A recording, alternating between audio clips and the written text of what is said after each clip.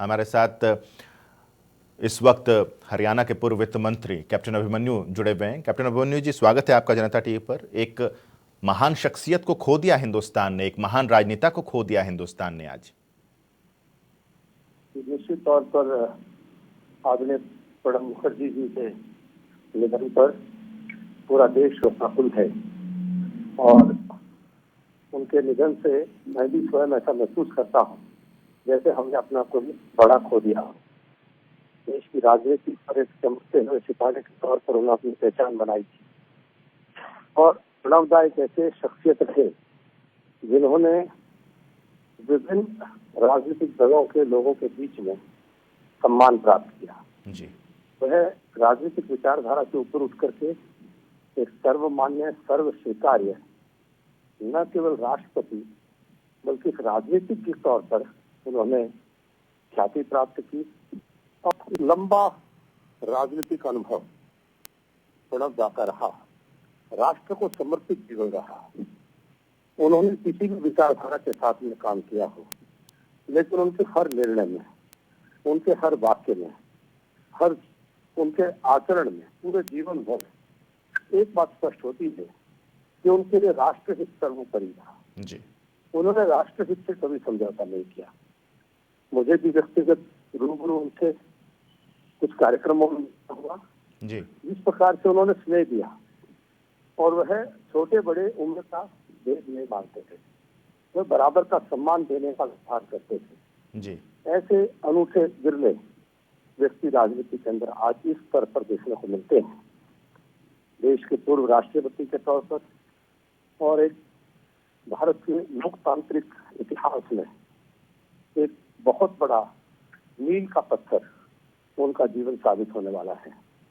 मैं समझता हूँ कि हमारे जैसे राजनीतिक कार्यकर्ता उनके जीवन से निश्चित तौर पर सदा सदा प्रेरणा लेंगे। आने वाली पीढ़ियां भी उनके जीवन से प्रेरणा लेंगी कि कितना धैर्य, संयम और कितना लंबा राजनीतिक जीवन प्रणब दा ने इस देश को समर्पित किया। उनके निधन पर उनको भावभीनी श्रद्धांजलि। परमपिता परमात्मा उनको अपने श्री चरणों में स्थान दे और उनकी आत्मा को शांति प्रदान करे और प्रणब दा के परिवार को, शोकाकुल परिवार को यह क्षति सहन करने की हिम्मत और हौसला दे। और मैं समझता हूँ कि लाखों करोड़ों उनके प्रशंसक भी आज कहीं न कहीं शोकाकुल हैं।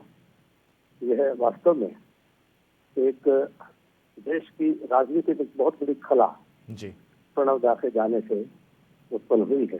भले वो राजनीतिक तौर पर सक्रिय नहीं थे, लेकिन उनका मार्गदर्शन समय समय पर देश के राजनीतिकों को मिलता रहा था। प्रणब दा को सादर नमन करता हूँ। कैप्टन अभिमन्यु जी, हालांकि कुछ जिक्र आपने किया कि कुछ ऐसे समारोह रहे जहां पर उनसे आपको पर्सनली मिलने का मौका मिला। लोग और राजनीति के जानकार ये कहते हैं कि बहुत ही सिद्धांतों वाले एक नेता रहे, क्योंकि कभी भी अपने सिद्धांतों से इतर हटकर इन्होंने कभी कोई फैसला नहीं लिया। हमेशा सिद्धांतों पर चलने वाले ही एक राजनेता के तौर पर जाने जाते हैं। निश्चित तौर पर उनका जो पूरा जीवन है अपने आप में प्रेरणादायी है। जी। एक पार्टी के साथ, एक विचारधारा के साथ वो जीवन भर जुड़े रहे। उस पार्टी के अंदर लाख उतार चढ़ाव आए, लेकिन प्रणब दा एक स्थित प्रज्ञ राजनीति के तौर पर उन्होंने अपने आप को उन तमाम झंझावतों के बीच में बनाए रखा, अपार धैर्य और संयम बनाए रखा।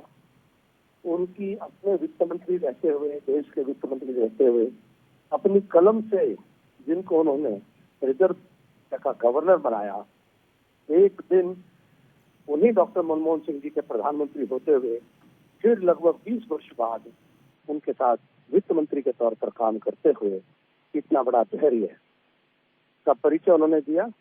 ये एक अनूठा व्यक्तित्व, यहाँ पर कोई झूठा स्वाभिमान की बात नहीं, केवल संगठन अपने और देश को समर्पण उनका जीवन स्पष्ट तौर पर दिखाई देता है। तो सोचता है स्टेट्समैन पॉलिटिशियन जी प्रणब दा को जब जब याद किया जाएगा तो देश की राजनीति में स्टेट्समैन पॉलिटिशियन के तौर पर उनको याद किया जाएगा।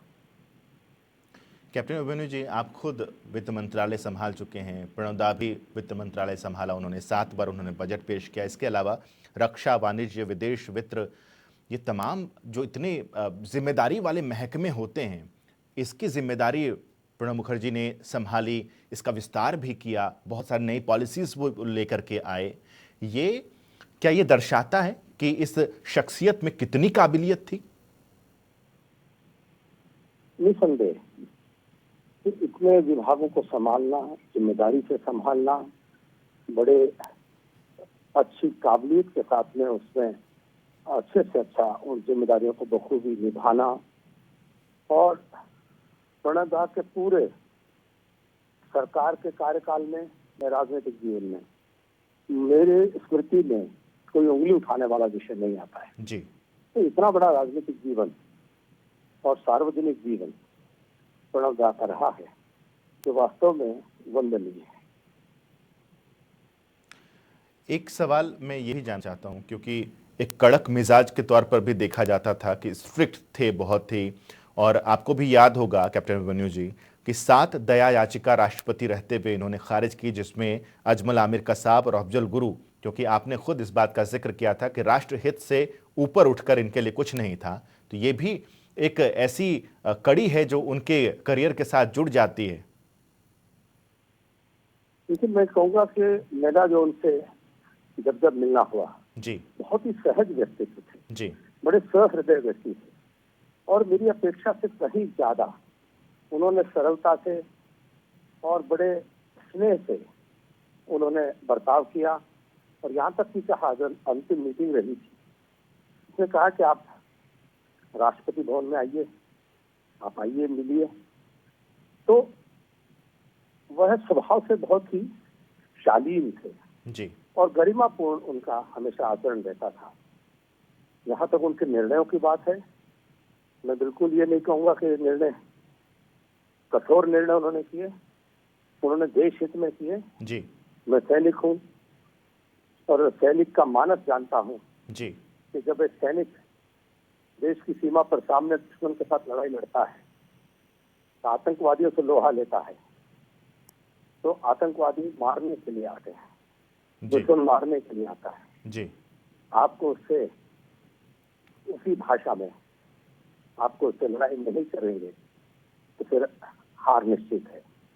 इसलिए प्रणब दा इस देश के उन शहीदों के प्रति, देश के सैनिकों के प्रति, देश के सैनिकों के सर्वोच्च अधिकारी होने के नाते वो अपने कर्तव्य को, भारत के संविधान के प्रति अपने कर्तव्य को बखूबी जानते थे, और उस प्रक्रिया के तहत उन्होंने अपने दायित्व का निर्वहन किया।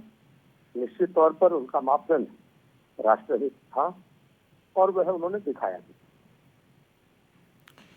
एक आखिरी सा सवाल कैप्टन अभिमन्यु जी आपसे, कि एक क्लर्क से लेकर के हिंदुस्तान के प्रथम नागरिक तक का दर्जा हासिल करना, ये बताता है कि किस तरीके से दृढ़ संकल्पित शख्सियत थे प्रणब दा।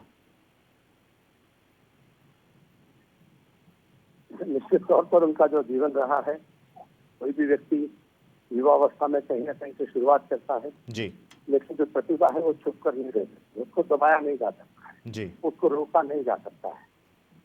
प्रणब दा को जो भी अवसर मिले, हर अवसर पर वह निकल करके आगे बढ़े, और जब आवश्यकता पड़ी तो असीम धैर्य का परिचय भी उन्होंने दिया। राजनीति में बड़ा आवश्यक रहता है जी, अपने संगठन के प्रति समर्पित रह करके, राष्ट्र के प्रति समर्पित रह करके, अपने विचारधारा के ऊपर अडिग रह करके उन्होंने अपने तरीके से देश की सेवा की, जिसके लिए देश सदैव उनका ऋणी रहेगा। हमसे बातचीत करने के लिए बहुत बहुत शुक्रिया कैप्टन अभिमन्यु जी आपका।